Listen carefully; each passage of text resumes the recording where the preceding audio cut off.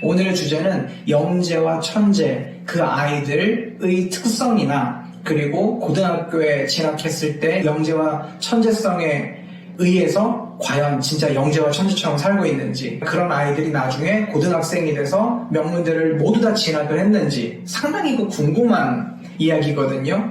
물론 제가 갖고 있는 데이터가 모든 데이터일 수는 없고, 그래도 주변에 계신 어머님들보다는 아무래도 많은 양의 데이터를 갖고 있을 테니까 그것들을 바탕으로 오늘은 이야기를 좀 풀어가려고 합니다. 우선 결론적으로 말씀을 드리면요, 제 생각엔 그렇게 큰 영향은 없는 것 같습니다.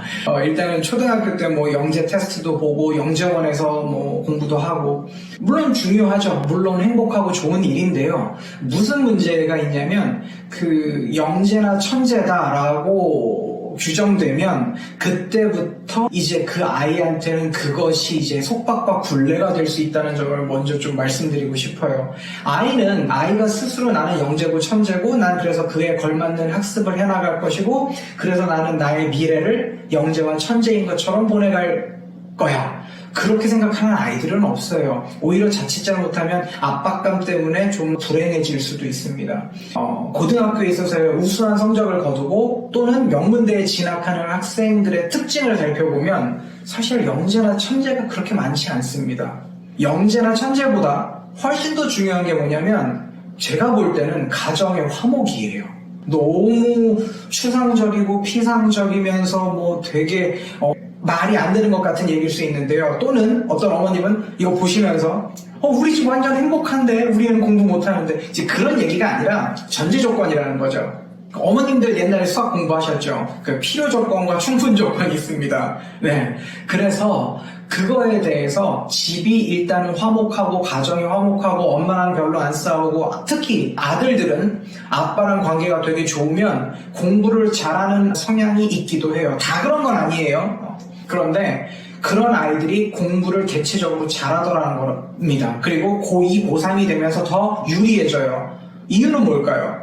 어머님들 아시겠지만 우리나라에 대표적인 질병이 2개 있어요. 첫 번째가 중2병이고 두 번째는 고3병입니다. 그런데 중2병은 사춘기나 아이들의 발달 과정에 있어서 자아의식의 발현 그런 얘기는 여기서 안 할게요. 그런데 고3 때 질병이 온다. 결국은 그거죠. 스트레스입니다. 스트레스. 그러면 스트레스는 가정 환경에서 엄마와 아빠의 관계에서 스트레스가 유발되지 않아야 돼요.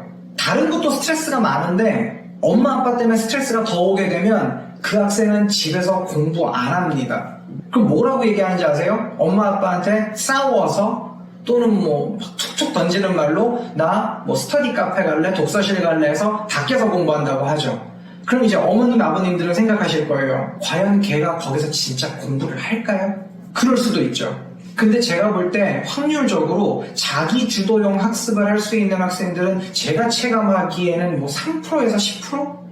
얼마 안 됩니다. 정말 10명에 1명 정도 꼽을까도 안 될 거예요. 그렇기 때문에 제가 볼 때는 우선 가정적인 환경이 행복하면 아이들은 공부를 더 잘 할 수 있어요. 한다는 게 아니라 할 수 있는 토대가 됩니다. 그리고 고3 때 스트레스가 많은데 부모님 때문에 스트레스가 더 생기는 게 아니라 거꾸로 부모님이 스트레스를 줄여줄 수 있으려면 아무래도 화목한 가정이 나아요. 아들 힘든 거 없어? 아들 엄마가 맛있는 거 해줄까? 이런 것들이 은근히 많은 도움이 됩니다. 그리고 엄마와 딸의 관계, 이제 보통 엄마와 딸의 관계는 제가 경험했던 거에 의하면 아들과의 관계보단 더 좋은 집들이 많아요. 딸이라. 저도 딸이 있지만 딸들은 그렇습니다. 그런데 간혹 엄마하고 딸하고 완전히 척을 지는 집들이 있거든요. 이 집은 말 안 듣는 아들의 집보다 더 심각해요. 2명의 여자가 화가 나면 이건 정말 제가 옆에서 어떻게 제가 늘 컨트롤할 수 있는 부분은 아니지만 그래도 영향을 끼치려고 하는데 방법이 없습니다. 그럴 경우에 좀 특이성이 있다라고 말씀을 드릴 수 있어서 우선적으로 가정 환경에서 행복해야 된다. 그래서 아이들이 집에서는 스트레스 받으면 안 돼요. 그래서 그런 것들이 영재나 천재보다 훨씬 더 중요한 요소다. 저는 영어를 가르치고 있고 예전에는 수학도 가르쳤었는데 영어 수학을 이렇게 보면 영어는 언어적인 감각이 있는 사람들이 유리해요. 주변에 보시면 알겠지만 예를 들어 노래하는 성시경 같은 분들 또는 피아노 치는 조성진 그런 분들 보면 3개 국어씩 막 하죠. 그런 분들은 언어 감각이 있는 거예요. 제가 볼 땐 단순히 노력만으로 그렇게까지 되지는 않거든요. 그러면 영어 같은 경우는 언어 감각이 있으면 유리하지만 그렇다고 영재나 천재가 더 훨씬 잘할 수 있는 영역도 아니에요. 특히 영어는.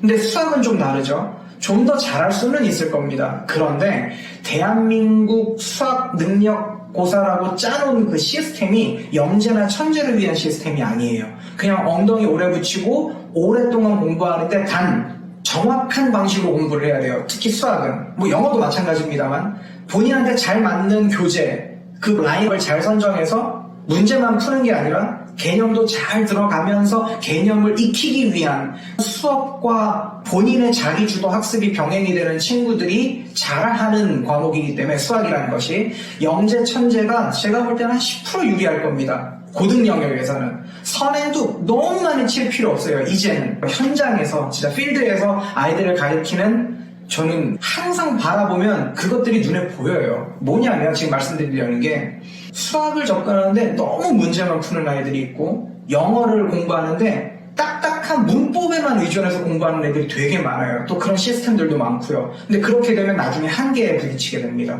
그래서 방금 선행 얘기를 하고 있었는데 선행이 예전에는 거의 5년, 6년, 7년까지도 미리 땡겨서 했었어요. 그거는 뭐냐면 예전에, 이젠 예전이 됐죠. 수시 영역에서 생기부를 아주 잘 써야 되는 그런 시절에 생기부를 잘 쓰려면 행사도 많이 나가야 되고 경시대회도 나가야 되고 과학경진대회 자소서도 작성해야 되고 그런 것들을 하기 위해서 중학교 때까지 모든 것을 끝내서 시간을 벌기 위함이었죠. 그때는 말이 됐습니다. 이제는 그렇지 않아요. 이제는 본인이 너무 특출나게 잘하는 아이들, 자본력이 받쳐주는 부모님이 있는 아이들만 잘 될 수 있는 게 아니라 좀 예전의 수능 시대로 돌아갔기 때문에 적절한 정도의 선행을 통하면 충분히 우수한 성적 거둘 수 있고 내신을 잘 받는 게 이제 중요하기 때문에 그 내신을 잘 받기 위한 계획을 잘 세우셔야 된다. 그럼 그런 걸 세우는 데 있어서 다시 또 돌아가서 영재나 천재가 엄청나게 유리하냐? 그렇지 않습니다. 그렇기 때문에 제가 볼 때는 영재, 천재 이런 거에 너무 목을 매고 영재고를 가야 되고 과학고는 무조건 가야 되겠고 특목고 무조건 가야 되고 저 특목고를 나왔지만 이제는 굳이 꼭 특목고를 가야 된다고 생각하지는 않아요. 물론 특목고를 가면 유리한 거 있습니다. 근데 예전만큼 그렇게 화려하게 유리하지는 않아요. 오히려 유학을 갈 거다. 나는 미국으로 가고 싶다. 그러면 굉장히 효과가 있죠. 그런 특수성 같은 것들을 노린다면 몰라도 그게 아니라면 이제는 그렇게까지 할 필요는 없다. 적절한 선행, 적절한 교재 선정, 적절한 내 아이에 맞는 노력. 물론 영재 천재보다는 평범한 친구들은 공부를 더 해야 돼요. 그런 상황이어야 공부를 따라갈 수 있고 수학에 있어서 재능이 있는 아이들은 분명 수학 더 잘합니다. 조금 덜 노력해도 더 잘하는 거 분명히 있어요. 근데 그게 어머님들은 너무 과대 포장하고 계시더라고요. 옆집에 개똥이는 어렸을 때부터 되게 걔 영재원 다녔잖아. 지금 수학 엄청 잘하는데 나중에 보세요. 걔가 서울대를 가는지. 지켜보세요. 진짜 잘 가는지. 꼭 그렇지는 않아요. 꽤 잘 갈 겁니다. 그런 애들은 인서울 상위 10위권이나 인서울 상위 16개 대학권에 안에 들어갈 겁니다. 그런데 무조건 가지는 않을 거예요. 그럼 탑을 찍는 애들은 뭐냐?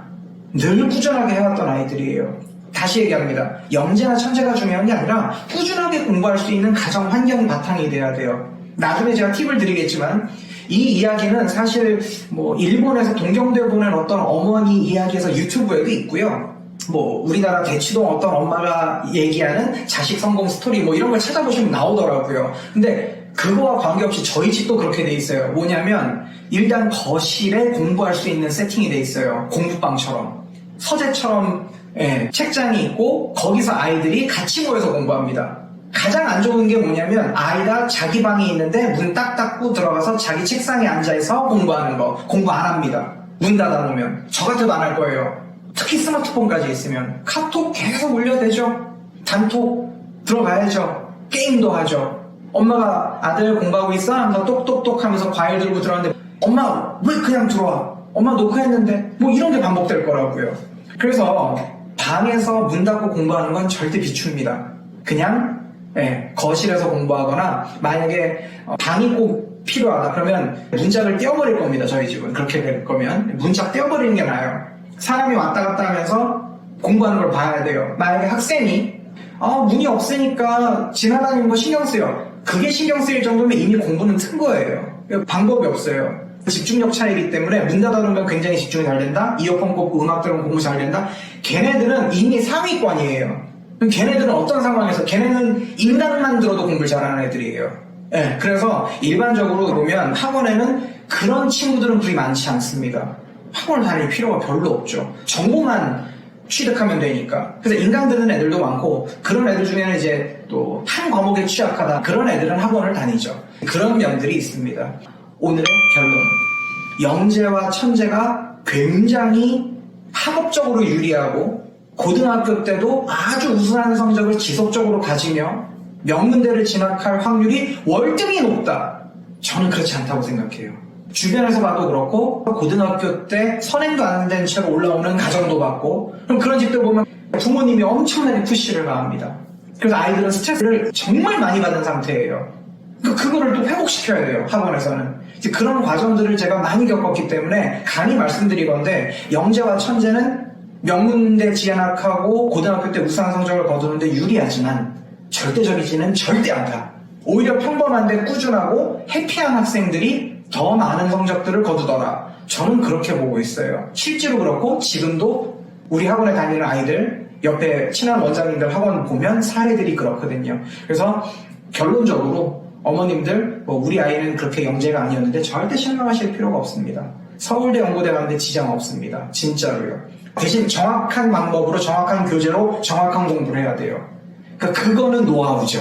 그런 것들에 대해서는 어머님들이 고민을 하시고 발품 파시면서 학원 찾아보시고 정말 좋은 학원, 좋은 선생님들이 많이 있습니다. 중계동에도 있고 대치동에 말할 것도 없고 목동에도 있고 그러니까 찾아보시고 발품 파시고 노력하실수록 아이의 성적은 올라갈 수 있어요. 절대 영재와 천재가 모든 걸 장악하는 그런 것 아닙니다. 그렇게 말씀드릴 수 있을 것 같습니다. 오늘은 여기까지 줄이고 다른 또 좋은 컨텐츠에서 만나 뵙도록 할게요.